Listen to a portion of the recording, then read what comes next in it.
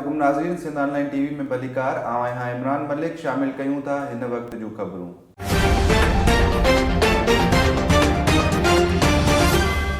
नाज़रीन, कोहिस्तान जे 25 खां वधीक ॻोठनि जा रहवासी लॾाइण लाइ ॾिनल धमकियुनि तोड़े बाअसर लैंड माफ़िया पारां ज़मीन ते कब्ज़े जी कोशिश ख़िलाफ़ सरापा एहतजाज बणियल आहिनि। सिंध ऑनलाइन टीवी ठठे जे तालका रिपोर्टर मंज़ूर वीजड़ मूजिब मुतासिर ॻोठ बादल जाकरो, मूसो जाकरो, अनवर जाकरो, साईं बख्श जाकरो ऐं ॿियनि ॻोठनि जे ॻोठाणनि मुज़ाहिरो कंदे चयो त असां क़दीमी ॻोठाणा आहियूं। मोटरवे भरिसां असांजा ॻोठ हुजण करे ज़मीननि ते बाअसर माण्हुनि समेत लैंड माफ़िया जूं नज़रूं कुतल आहिनि। उन्हनि हुकूमती इदारनि खे अपील कई आहे त पाण मुरादो नोटिस वठी संदनि ख़िलाफ़ कार्रवाई करे असांखे तहफ़ुज़ ॾिनो वञे, ॿी सूरत में सख़्त एहतजाज कयो वेंदो।